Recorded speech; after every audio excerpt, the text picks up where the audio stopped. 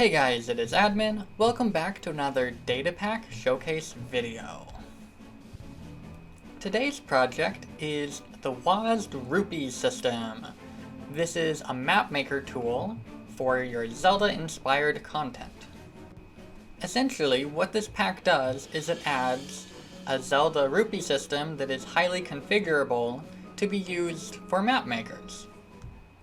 Real quick, this video was sponsored by Zoey. Zoey is a really awesome person who is working on her map, Secrets of Hyrule. It will be running quite a few WASD data packs, so go check out her channel. A link to her YouTube channel and Twitter will be in the description of this video, as well as an iCard in the top right. Over here. Make sure to tell her that WASD sent you. Alright, so what does the Rupee system do? Well, for one, it adds rupees. It also adds a wallet to store them in, and easy shop-making utilities for the map makers. To get started, type /reload, and you can bring up the settings. Click the Settings button, and configure it how you like. You can enable or disable the actual rupee system. This could be useful if you need to get rupees in your inventory, as they will be added to your wallet if it is running. You can determine whether or not players should share rupees. Shared rupees mean that every player in the world's wallet counts as one single wallet, while not sharing means that everyone has their own money. And you can determine what drops rupees. Do you want nothing to drop rupees? Maybe grass, flowers, whatever. If you disable the rupee system, you can run this command here, function was.rupee:"give items, to give yourself all of the rupees added by this pack. There's the green rupee, blue rupee, yellow, red, purple, and gold, worth 1, 5, 10, 20, 50, and 100. And with the rupee system running, they will be added to our inventory with the sound effect playing. As you can see, their total has been added to the wallet. So, if you're a map maker looking to put a rupee into an actual chest, you could disable it from running, give yourself the rupees, choose which one deserves to be in the chest, and place the reward there. When the drop rupees feature is on for grass or flowers, it will work for any players in survival or adventure mode. Of course, for adventure mode, you would need to give them an item that is allowed to break grass. But they will occasionally drop rupees. It is fairly rare, but will happen from time to time. And there's one right now. There's another one. As you can see, other drops such as the actual flowers and seeds will also drop, so you will have to deal with that yourself as a map maker. I wanted to make sure that this would work in a survival world as well as a map setting, and thus you can remove it from their inventory yourself. It should be pretty easy. Mobs can also be given loot tables. This will have to be configured with commands yourself, but on our website I have listed the commands to do so, and I will break that down right now. Alright, to configure this for yourself, grab the two commands off of the website for mob loot tables. The first one is this, which is an execute as all of a certain type of mob in the world that doesn't have a tag, to then merge its death loot table's data to be the death loot table that we want it to have. Essentially, all you really need to know though is that we need to take what is in the brackets here and set it to be a mob. In this case, I could go with a list of mobs, because I have a list called like was.lib:alive, that would be every alive mob in the game, or I could go with a specific mob, like Minecraft pig.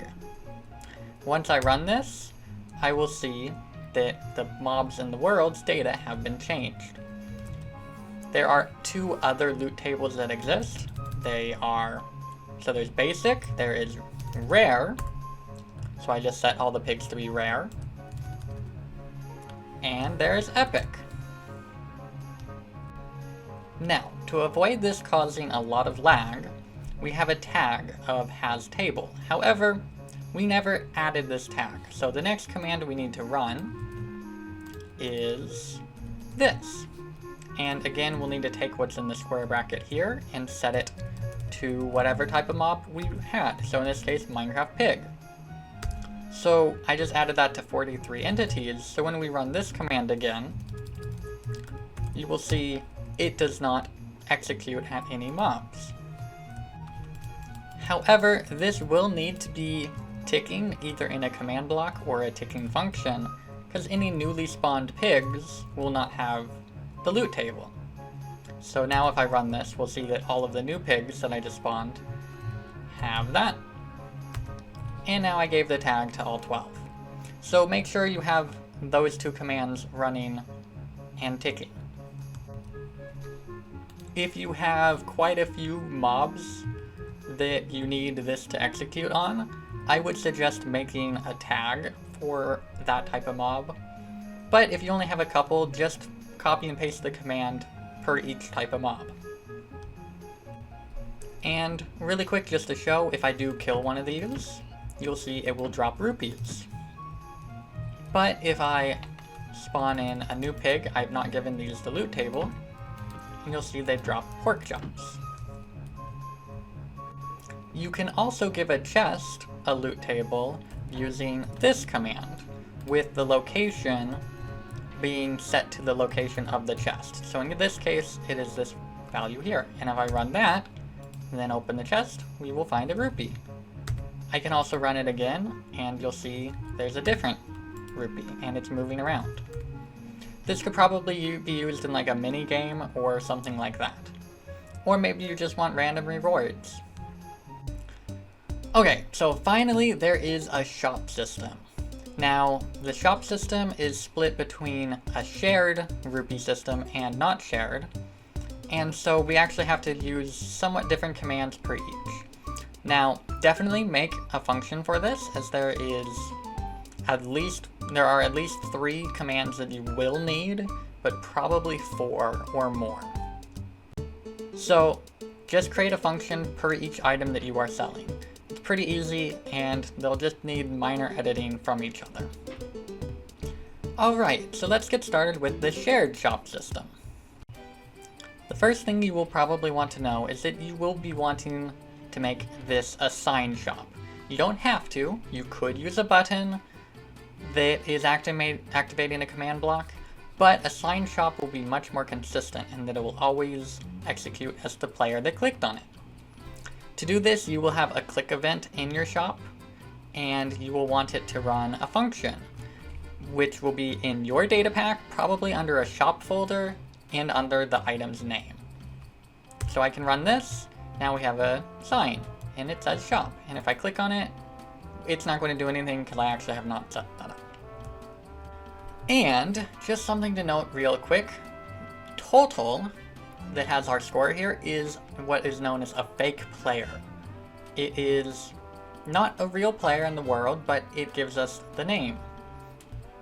So when we are checking to see if we have enough rupees as a group, we'll be looking to see if total has enough rupees. Alright, so we need to detect if you have enough money to buy whatever item you are wanting to buy. To do that, we'll want to use the following command. We're executing if the score of shop total of was.trueRupee matches 100 or greater, and then we're going to add the tag of has rupees to the player.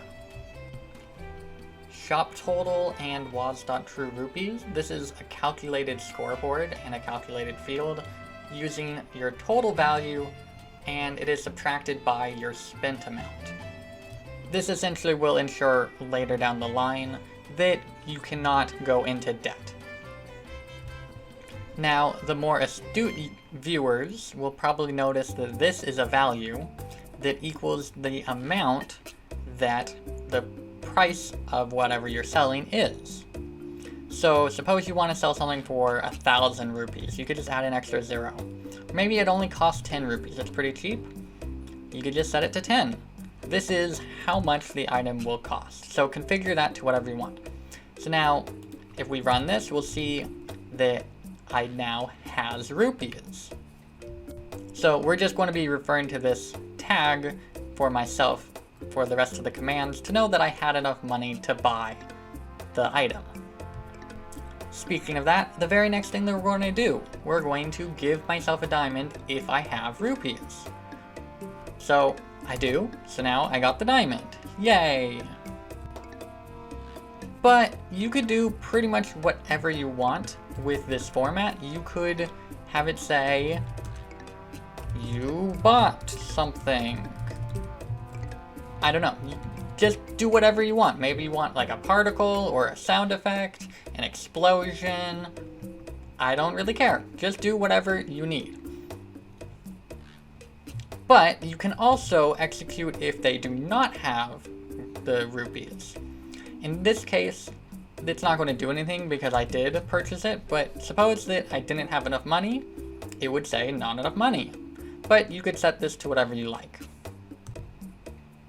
One thing you will need to do, if they did have enough money to make the purchase, is actually make the purchase.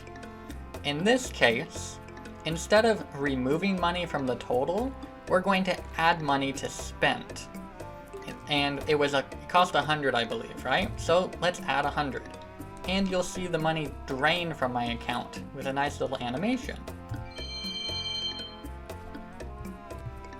Due to this animation existing, we cannot, as stated earlier, use this value to check if you have enough money. So instead we use that calculated field. But it is just as simple for you. Okay, and finally, so the player we've checked if they had enough money, then we gave them their diamond, then we took their money, so now we need to remove the tag that said that they had enough money, because we don't know if they do anymore, and we need to clean that up. So we just remove it. That's all there is to it. So this is just saying, if you had enough money, now you don't have enough money. So then we could come back up to the original command and try running again. This time it's going to fail, so we don't get the tag, right? Because it requires I have 100 and I have 98. In which case, this command here, because I don't have the tag, would tell me I do not have enough money. Let's move on to the not shared rupee shop, because it is pretty similar, but a little bit different. Mostly the scoreboard names are different. Alright, so what we need to do is we look at myself's true rupees, and we're going to see if it's greater than 100. And then if it is, we add has rupees, just like we would for the shared system. This is going to fail, of course, because I only have 51. So let's check at 10. And now it succeeded. Alright, and as before, we give them the diamond if they have the rupees. We could also tell them they don't have enough money if they didn't have this, so if not. And then, to remove your money, we check if you had the money to pay for it, and then we add however amount it was, in this case 10, to your spent rupee. And you'll see it will drain out of my account. And then finally, as before, we just need to remove the tag to clean up. And that is it. That is all there is to it. Anyway, that is all there is to this video. I think it could be very helpful for the 10 of you that make Zelda-inspired worlds. Anyway, thanks again to Zoey for sponsoring this video, and I will see you guys all in the next video. Thank you guys for watching.